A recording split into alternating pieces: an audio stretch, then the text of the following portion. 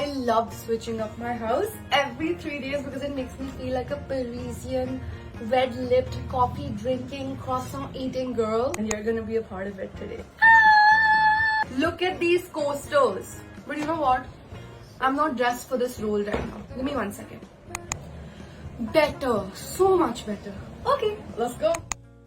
Y'all are not ready for how this looks. That's all I'll say.